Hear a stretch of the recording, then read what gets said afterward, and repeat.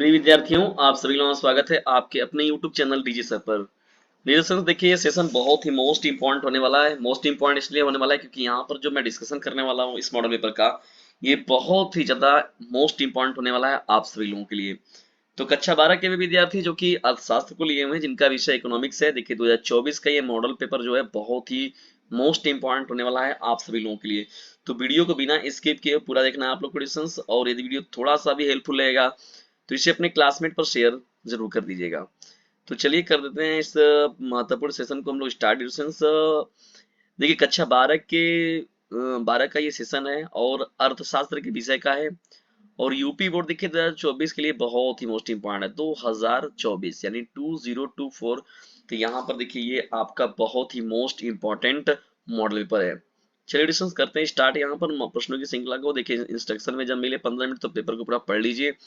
क्या लिखना है, कैसे लिखना है, लघु बहुविकल्पी अति लघु दीर्घ उत्तरी, कितने शब्दों में लिखना है, क्या लिखना है, कैसे लिखना है, उसका मैनेजमेंट पहले ही आप बना लीजिए। चलिए हम लोग भी स्टार्ट करते हैं अर्थशास्त्र कक्षा 12 के विद्यार्थियों के इस सेशन को बहुविकल्पीय प्रश्नों की श्रृंखला के साथ। देखिए दोस्तों, अर्थशास्त्र में हम लोग जब आगे बढ़ते हैं यहाँ पर देखिए बहुविकल्पी प्रश्नों की श्रृंखला में पहला प्रश्न क्या है आप लोगों का। वर्तमान में भारत में कितने राष्ट्रीयकृत बैंक है। वर्तमान में भारत में कितने जो है राष्ट्रीयकृत बैंक हैं। 10 हैं, 12 हैं, 16 हैं या फिर 16। देखिए डिस्टेंस यहाँ पर ऑप्शन चेंज कर लीजिएगा, लेकिन हालांकि दोनों कोई ऑप्शन नहीं है, तो ये विकल्प नंबर बी जो होगा वो करेक्ट हो जाएगा। वो राष्ट्रीयकृत जो बैंक है टोटल डिस्टेंस कितने हैं, 12 हैं, 12। ठीक है। दूसरे पॉइंट प्रश्न क्यों ना जब पढ़ते हैं, देखिए यहाँ पर तो निम्नलिखित में उत्पादन का सक्रिय साधन कौन सा है। भूमि, पूंजी, श्रम, इनमें से कोई नहीं। देखिए उत्पादन का सक्रिय साधन के रूप में अगर देखा जाए तो श्रम जो होता है वो सक्रिय साधन होता है। ठीक है ना। जबकि देखिए यहाँ भूमि हो गया, पूंजी हो गया, इन सभी को हम लोग एक तरीके से निष्क्रिय साधन के रूप में देखते हैं। तीसरा देखिए इंपॉर्टेंट प्रश्न क्या है, बहुविकल्पी का आप लोग का ये भी मोस्ट इंपॉर्टेंट है। निम्नलिखित में कौन सी समष्टि अर्थशास्त्र की विषय वस्तु है। मांग का नियम, राष्ट्रीय आय, प्रतिफल के नियम, लगान सिद्धांत। तो देखिए यहाँ पर राष्ट्रीय आय जो होगा इस प्रश्न का राइट आंसर हो जाएगा। यदि किसी वस्तु की मांग पूर्णतया लोच हो तो मांग की रेखा कैसी होगी।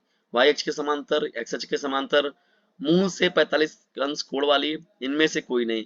तो देखिए यहाँ पूर्णतया लोच जो हो तो मांग रेखा कैसी होती है, एक्स अक्ष के समांतर होता है। किसके समांतर होता है, एक्स अक्ष के समांतर होता है। पांचवें पॉइंट प्रश्न की ओर बढ़ते हैं। यहाँ पर देखिए तो प्रभावी मांग की संकल्पना किसने दी थी। प्रश्न बहुत ही मोस्ट इंपॉर्टेंट है। प्रभावी मांग के बारे में देखिए पूछ रहा है, तो प्रभावी मांग के बारे में किसने बताया था सबसे पहले, या तो प्रभावी मांग की संकल्पना किसने दी थी। एडम स्मिथ साहब ने, मार्शल जी ने, जेबी शे ने, किन्स ने।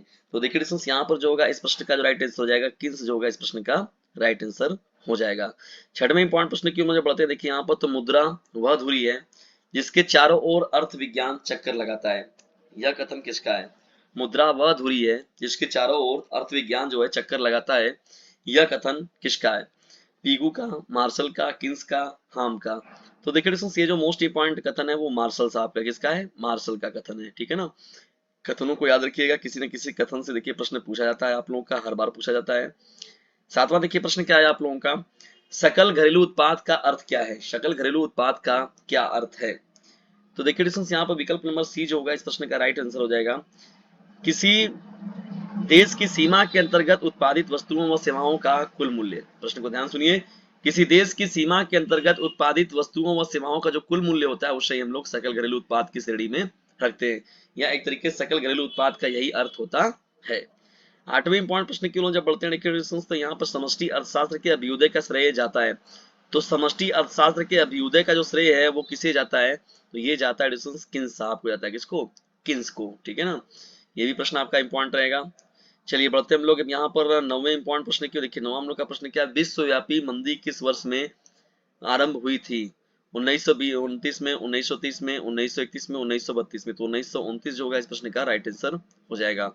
10वें पॉइंट प्रश्न की ओर बढ़ते हैं। तो c = 100 + 0.5y इस समीकरण में स्वायत्त उपयोग कितना है। तो यहाँ पर देखिए 100 होगा इस प्रश्न का राइट आंसर हो जाएगा। चलिए बढ़ते हैं यहाँ पर आगे हम लोग प्रश्नों की श्रृंखला में और देखते हैं अति लघु उत्तरी प्रश्नों की श्रृंखला को। ठीक है ना, अति लघु उत्तरी प्रश्नों की श्रृंखला।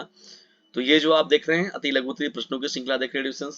अर्थव्यवस्था की प्रमुख केंद्रीय समस्या क्या है। पूर्ति वक्र पर संचालन से क्या अभिप्राय है। पूर्ति व स्टॉक में क्या अंतर है। इन सभी प्रश्नों को देख लीजिएगा। और जो अर्थशास्त्र का डीजे चैनल को पीडीएफ एडिशन जो अर्थशास्त्र का जो डीजे सर चैनल पर जो वीडियोस है, लेक्चर है, मोस्ट इंपॉर्टेंट लगभग 50 जो आपको लेक्चर मिलेंगे डिस्कस, वो मोस्ट इंपॉर्टेंट है, उनको आप समय निकाल कर जरूर पढ़िएगा। और जो मैंने आप लोगों के साथ ओरिजिनल पेपर, मॉडल पेपर जो डिस्कस कर रखा है मैंने, उसको एक बार जरूर देख लीजिएगा, ठीक है डिस्कस, क्योंकि वो आप लोग के लिए बहुत ही हेल्पफुल साबित होंगे। और यदि वीडियो थोड़ा सा भी हेल्पफुल लगा हो तो इसे लाइक करें, शेयर करें, चैनल पर नए चैनल को सब्सक्राइब करना बिल्कुल भी ना भूलिएगा। और डिस्क्रिप्शन बॉक्स में से एक नंबर मिलेगा, उसका भी लाभ जरूर उठाइए। किसी फर्म के आगम से क्या अभिप्राय है? देखिए, सार्वजनिक वस्तु क्या है, अवमूल्यन से क्या अभिप्राय है, व्यक्ति विदेशी विनिमय की मांग क्यों करते हैं, मांग की कीमत लोच क्या होती है, ये जो प्रश्न है आपका। देखिए, अति लघु के बाद जब बढ़ते हैं आप लोग यहाँ पर देखिए लघु थे प्रश्न में, तो 19वां प्रश्न देखिए, 20वां, 21वां, 22वां, 23वां और 24वां। सकारात्मक तथा आदर्शात्मक अर्थशास्त्र में भेद कीजिए। लागत फलन की संकल्पना क्या है, पूंजीवादी अर्थव्यवस्था की विशेषताएं लिखिए। चित्र की सहायता से नियंत्रित कीमत को समझाइए। चित्र की सहायता से नियंत्रित कीमत को समझाइए, ये प्रश्न संख्या आपका हो जाएगा 22। 23वां प्रश्न देखिए, क्या पूर्ण तथा अपूर्ण प्रतियोगिता में क्या अंतर है। और जो 24वां प्रश्न है, उत्पादन की स्थिर लागत क्या है। उत्पादन की स्थिर लागत क्या है, ये प्रश्न आपका हो जाएगा।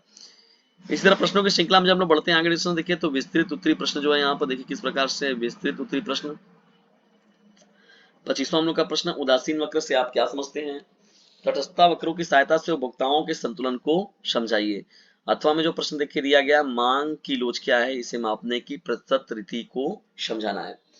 26वें प्रश्न की ओर जब बढ़ते हैं देखिए यहाँ पर, तो राष्ट्रीय आय से आप क्या समझते हैं, इसकी गणना की उत्पादन रीति को समझाना है। अथवा अति या आधी मांग क्या होता है, इसके प्रमुख कारणों की विवेचना करना है। लेकिन दोस्तों, अथवा में प्रश्नों को ध्यान से देख लिया करिए, जिस पर आपको अच्छे से मैटर आ रहा है, जिस पर आप बेहतर तरीके से लिख सकते हैं, तो उन्हीं प्रश्नों का आप चुनाव कीजिए, ठीक है। मनमानी क्या होता है, कभी कभी हम लोग जब प्रश्नों को छाट लेते हैं, लेकिन पता चला उस प्रश्नों पर बड़े अच्छे से हेडिंग नहीं बना पाते, तो इन सभी चीजों का ध्यान देते हुए अपना पेपर दीजिए। पूर्ण प्रतियोगिता के अंतर्गत किसी वस्तु की कीमत का निर्धारण किस प्रकार होता है, एक उदाहरण और चित्र की सहायता से इसको जो है समझाना है। अथवा औसत उपभोग प्रवृत्ति तथा सीमांत उपभोग प्रवृत्ति से आप क्या समझते हैं, एक उदाहरण और चित्र की सहायता से इन दोनों के बीच जो है संबंध स्थापित कीजिए। विस्तृत उत्तरी प्रश्नों की श्रृंखला में जब आगे बढ़ते हैं देखिए, तो यहाँ पर भी प्रश्न है आप लोगों के, तो ये तो याद मिलेंगे आपको। चलिए बढ़ते हैं यहाँ, ये ये महत्वपूर्ण सेशन आप लोग कैसा लगा कमेंट बॉक्स में जरूर बताइएगा। और यदि वीडियो थोड़ा सा भी हेल्पफुल लगा हो तो इसे लाइक करें, शेयर करें, और चैनल पर नए तो चैनल को सब्सक्राइब करना बिल्कुल भी ना भूलिएगा। और याद रखिएगा, यदि ज्यादा नंबर पाने की है इच्छा तो डीजे सर चैनल से जरूर लीजिएगा शिक्षा। खुद भी लाभ उठाइए इस चैनल का, और दूसरों को भी लाभान्वित कीजिए इस चैनल से, जिसका नाम है डीजे सर।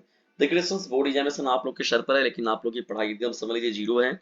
एकदम भी आप नहीं पढ़ रहे हैं, पढ़ते तो आप लोग समझ में आता, लेकिन आप अपनी पढ़ाई नहीं कर रहे, तो अपनी पढ़ाई को रेगुलरली कंटिन्यूस करिए।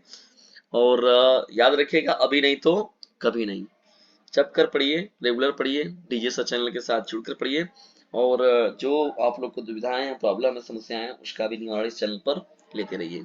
उसके लिए डिस्कस आप लोगों के पास कमेंट बॉक्स भी आप लोग को मिल जाएगा, उसके साथ ही साथ जो मैंने व्हाट्सअप नंबर दे रखा है, तो ये काम आप लोग को जरूर करना है। वीडियो को अंत तक देखने के लिए आप सभी लोगों का हृदय गहराइयों से पूर्वक धन्यवाद।